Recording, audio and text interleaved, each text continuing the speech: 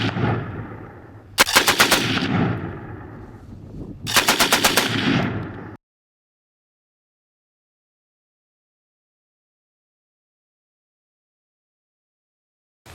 guys, thanks for tuning in again. I'm Ian with Forgotten Weapons.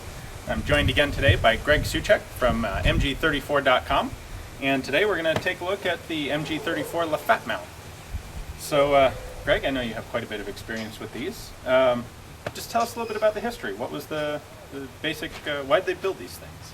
Well, you had a tripod, as most military tripods, for a steady rest for the gun so that you could fire accurately at distance. Mm-hmm. But also, the 34 is unusual in the respect that it has a recoiling mechanism that can be set up to fire a cone of fire in an area. So you're covering an oval area of fire while the gun is basically remaining stationary and not really having to move it very much. The other advantage that you have with the Lafette mount is that the operator can be down below pulling the trigger and not being exposed as much as he would if you were actually just firing the gun from an open position. He can be concealed and behind cover. Okay. So it has a number of different advantages. It also has the ability to have an optic sight on there so that they can get a much more accurate shooting picture and some magnification along with it. Yeah, at long range that would be a big help. So a lot of these, well obviously these were made during World War II, so they're fairly old. I know Allegheny Arsenal, you guys do a lot of repair work on Lafette mounts. Yes, we did. What kind of damage is typically seen? What should someone look for if they want to purchase one of these?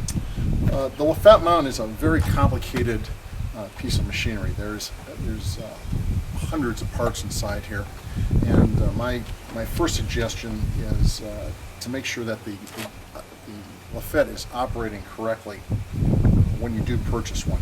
You want to take a look at the outer rails here, which are basically sheet metal rails, and make sure that there's no dings, dents, that all the bolts look like they're in place. You want to make sure that the tubular legs are damage-free and also straight, because if they're bent in any way, they won't fold up into the folded position of the Lafette. And there's a lot of potential for damage and dings, because everything here was built to be real lightweight for transport. Exactly. And most of these had seen some service, either wartime or post-war.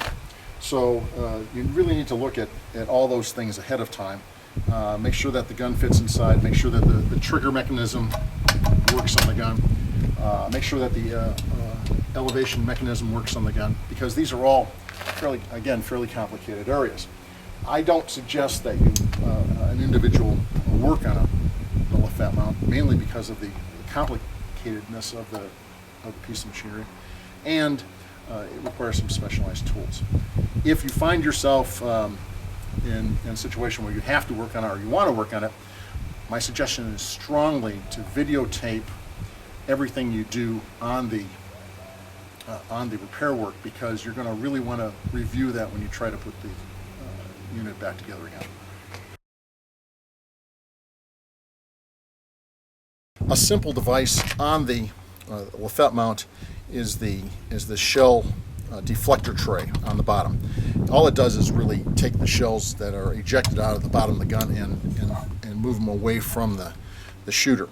There's 3 bolts that hold this in place. In order to take this tray off, you have to remove the inner rails from inside these outer rails, take the unit out. Then you have 3 bolts that are in place and have capture washers. That's a washer that's bent over the back of the nut. You have to release those and then be able to unscrew the bolts. 2 of them are easy. The other one is very difficultly placed, and it's about once you have everything apart, just getting this unit off is probably about a 20-minute job right when you have everything at hand. So it's not a simple unit by any stretch of the imagination. So this in particular is an MG34 tripod, but we see a very similar tripod for the MG42. And you see a lot of Yugoslav ones advertised used out there. What did the Yugoslavs make them, or are they captured German ones? Where did those come from? There's a difference basically between the Yugo tripod and the World War II tripods, and it's a very easy way to tell the difference on the post-war tripods. The post-war tripods didn't have an optics mount. That's this mount at the back of the outer rail that holds the German optics. For that reason, they didn't put this mount onto the Lafette. Go ahead. One of the things that you're going to notice on a real German Lafette mount is the nomenclature in back. So it might be a little difficult to see, but it usually has a date stamp. A lot of times it'll have a serial number, and usually has some sort of maker code. It may also have a Waffenamt on there at some point along the line also.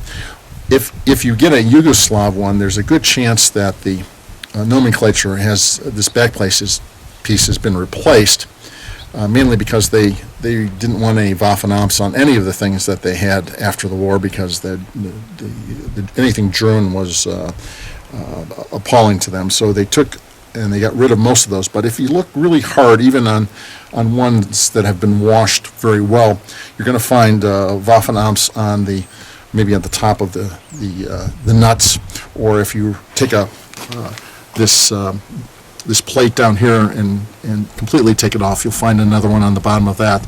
A lot of times the sides of the elevation mechanism were actually stamped with manufacturer's marks, and you can find them on there on some of them. This particular one doesn't have it, but a lot of the ones that we've had in the past have. A lot of times you'll see Yugo mounts that have a release in the back like this that are actually 42 mounts.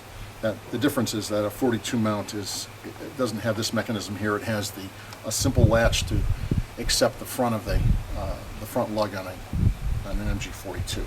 The rear is pretty close to the same, but you'll see this latch, and this is typically the rear latch that releases the top of the mount right here, and that is only on the 34 mounts. But you'll see that these on 42 mounts because the Yugos at some point had taken a 34 mount and converted it over to the 42 mount. But it's still a German World War II designed mount, and most likely it's going to have the mount for the scope. Okay, so the Yugos both manufactured their own and used existing captured German Yes, mounts? they did. And they used the original machinery, as they did with a lot of things. They used the original machinery and tooling to make their mounts. Okay.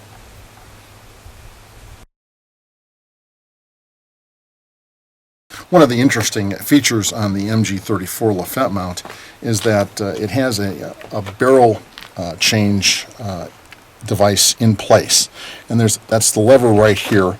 You release that, and as you also release your barrel jacket lock on the receiver, and you can flip the barrel over, and with a hot barrel mitt, because you don't want to use your finger on a barrel that has several hundred rounds just put through it, and you can pull the barrel out, or you can also use a tool to do the same thing, and then grab it with the barrel mitt, and then replace your barrel in the gun while it's still on the Lafette mount, and that makes it a lot more convenient than taking the gun off the mount.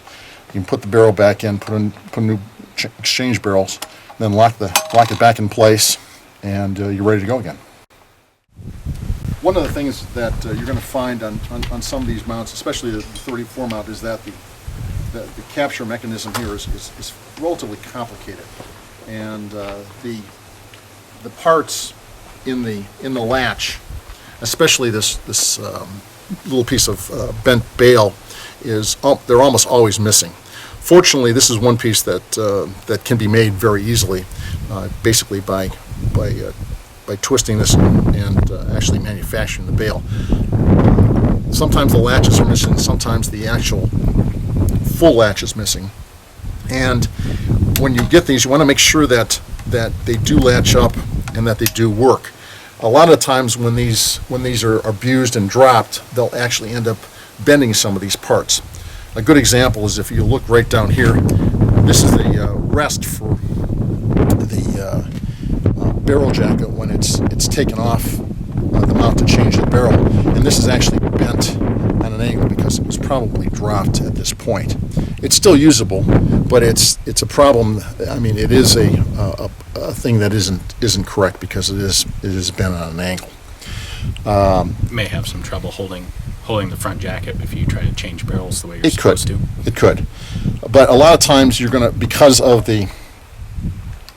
this latch, if it's dropped on the latch, it'll bend in this area here. It'll break or snap some of these things that are basically cast pieces of metal. So when you're looking at the gun, you want to make sure, or looking at the mount to purchase it, you want to make sure that you put a live gun into it and put it in place so that you can make sure that it actually is going to fit in place. The trigger is going to work when you pull it, and that the gun fits in there and is able to operate. And what? Let's say I pick up one of these and don't do any of this due diligence beforehand and end up with something that's all bent up and broken and doesn't work. Can I send one to you guys to have it repaired? We do refurbishes on Lafette mounts, basically from simple repairs all the way up to making one look like it just came out of the factory. It just really depends on the amount of money and effort that you want to put into one. Okay. Well, they're cool mounts. They may have cost a fortune to make, but it's neat to have all the functionality of a tripod like this. Cool. Thank you guys for watching. I hope you've learned something today, and we'll be out in the field at some point coming up with an MG34 on this to take it out shooting, and we'll definitely enjoy that as well. Thanks for watching.